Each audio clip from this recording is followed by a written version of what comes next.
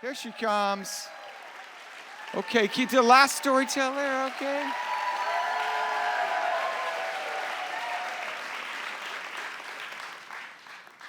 It was the 4th of July in 2019, and my friend Sean and I were having brunch at a restaurant in LA. This restaurant was the place to be if you were anyone who was on an assistant's salary. We were both totally nailing the not trying look that we tried super hard for. I was wearing colorful yet casual zebra print pants and statement sleeves, and Sean was power clashing paisley and plaid. We fit right in amongst the other 20-somethings living slightly beyond their means. We had both ordered French toast because we saw on Instagram that that was the thing to order. And since it was the 4th of July, it came out decorated like the American flag with whipped cream and blueberries and strawberries. And it was so cute. So we took a picture to put on Instagram. And then we started talking about what we were going to wear to the barbecue that night. We wanted something that said USA, but not USA. And I was about to suggest a shopping spree when all of a sudden the room started to shake. Sean and I had lived in California for a bit, so we were used to little rumbles, but it started to become clear pretty quickly that this was different. We couldn't know it in the moment, but this was actually a major, national news headline-making earthquake. And Sean and I kind of looked at each other with wide eyes. We were both East Coast kids at heart, and our facade of California coolness was not deep enough to cover earthquake preparedness. I was trying to think, what do I know about what you're supposed to do in an earthquake? And there's something about a door frame or a bathtub, but maybe that's outdated. I didn't know. And as I'm thinking about this, the glasses start rattling against the tables. And then I remember that in college, I took Intro to Earth Science.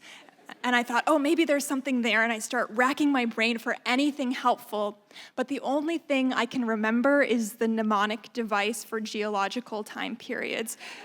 So the room is shaking, and my brain is going, cold oysters seldom develop many precious pearls. Their juices congeal too quickly.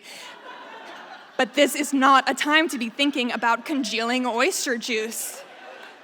The room is shaking even harder, and I want to duck underneath a table, but I know that if I duck underneath the table, I will be outing myself as the uncool coward that deep down I know I really am. So Sean and I both sort of half get up from our seats, and we look around to the other people for a hint of what to do, and they're all kind of half standing up too, and we're all just looking at each other, totally paralyzed. And I realized that nobody in this hip West Hollywood restaurant wanted to be the first person to duck underneath the table. The room shakes even harder, and now I can see through the window that the road outside is moving like a wave. The American flags that were hanging to decorate the restaurant clatter to the floor. In retrospect, the literal collapse of the American flag on the 4th of July was probably a metaphor, but in the moment, I did not have the wherewithal to put it together. Instead, I was thinking about my loving and overprotective parents back in Massachusetts. I could practically hear them shouting to, for God's sake, stop being so stupid and get underneath the table. And I desperately wanted to listen to them, but I knew that if we survived this, and I was the first person to get under the table, I could never live that down. Just as I was coming to terms with my imminent death by cowardice, the shaking stopped. And everyone sat back down, and I heard some chuckles, and some people said, well, that just happened. Like they're trying to create some distance between themselves and that moment of the naked vulnerability of sheer terror that we had all just felt together. And I remember thinking, oh my gosh, I could have died. The roof could have collapsed in, and my own insecurity would have stopped me from protecting myself. And all of a sudden, I didn't feel so cool anymore. I felt like a scared 24-year-old kid who wanted her mom.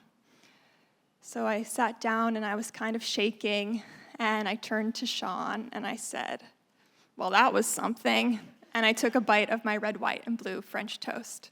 Thank you.